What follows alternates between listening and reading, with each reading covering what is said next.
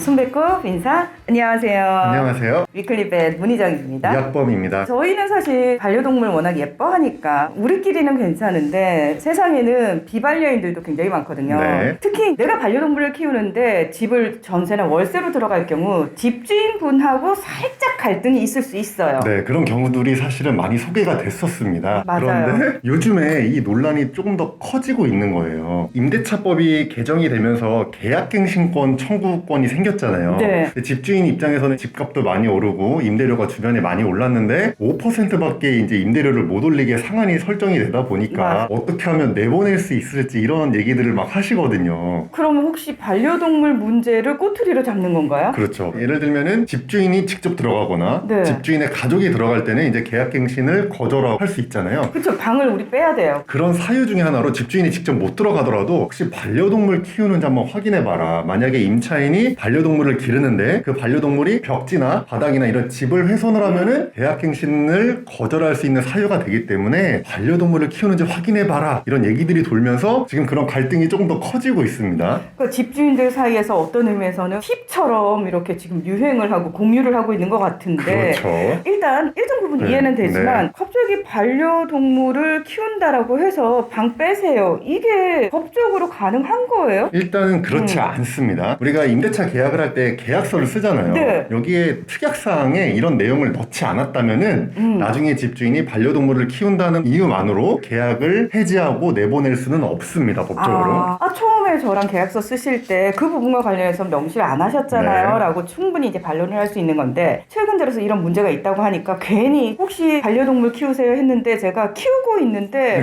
방 못 구할까봐 네. 아니요? 라고 거짓말을 할 수도 있잖아요. 네. 그러니까 계약서에는 이제 안 적었는데 거짓말을 하고 근데 네. 이 경우에는 나가셔야 됩니다. 왜냐면은 거짓말을 한 거기 때문에 이제 계약상 고지 의무를 위반한 거기 때문에 계약 해지 사유가 된다고 합니다. 그래서 계약서에 안 적었다 하더라도 거짓말은 하시면 안 되는 거죠. 계약할 때는 반려동물을 키운다 안 키운다 얘기하고 만약에 집주인이 이 부분과 관련해가지고 계약서에 명시하시길 원한다면은 넣어야 되는 것도 맞아요. 맞습니다. 근데 이제 반려동물을 키우다 보면은 부득이하게 벽지를 훼손한다거나 바닥을 훼손하는 경우도 있잖아요. 네. 그럴 경우에는 저희가 어떻게 해야 돼요? 임차인의 의무가 있다고 합니다. 그 중에 하나가 이제 원상 회복의 의무예요. 자기가 네. 처음에 이제 들어올 때처럼 집 상태를 해놓고 나가야 되기 때문에 반려동물이 집을 좀 훼손한 곳이 있다면 다 배상을 하고 나가셔야 됩니다. 이 부분은. 그 부분은 저희 반려인들이 좀 숙지를 제대로 하고 계셔야 되는 게 맞는 것 같아요. 맞습니다. 네. 괜히 또 다른 반려인들이 욕먹을 수 있는 계기는 안 만드는 게 좋은데 제가 이제 아파트에 사는데 저는 워낙 반려동물을 좋아하다 보니까 저 멀리서 반려동물 소리가 들려오면은 어머 강아지 키우나 보다 이러고 좋아하는데 네. 누군가는 너무 시끄러운데? 라고 생각하면서 이웃 간에 또 문제도 생길 수 있거든요. 맞습니다. 이제 아파트가 문제인데 네. 요즘에 아예 아파트가 공동주택이잖아요. 그래서 맞아요. 아예 어떤 분들은 공동생활을 하는 곳인데 누가 강아지를 키우면 되냐, 반려동물을 아예 못 키우게 하자라는 얘기까지 하시는 분들이 있어요. 근데 이거는 사실은 불가능합니다. 네. 물론 어떤 근거가 있긴 합니다. 공동주택관리법에 가축이라고 명시가 되어 있는데요. 가축을 사육하고 그 가축을 사육하는 행위로 인해서 공동주거생활에 피해를 미치는 행위를 할 때에는 관리주체의 동의를 받아야 된다. 이 얘기는 동의를 안 되면 키울 수 없는 조건이 되기는 합니다. 그런데 동물 자체를 키우는 게 금지되는 게 아니라 피해를 미치는 행위가 이제 전제 조건이 되는 거죠. 근데 어느 정도를 피해라고 해야 되는지 이 부분도 사실 논란의 소지가 있는 게 그래서 사실 판례를 좀 잘 살펴봐야 될 것 맞습니다. 같아요. 기준이 명확하지가 않죠. 무슨 뭐 데시벨이 정해져 있는 것도 아니고 그래서 맞아. 판례가 있긴 있는데요. 어떤 임차인이 이제 도베르만 핀셔를 복도형 아파트에서 키웠는데 주변 주민들이 저 강아지 때문에 내가 위협을 느낀다라고 얘기를 한 거예요. 그래서 집주인이 공동생활에 피해를 주는 행위다 저거는.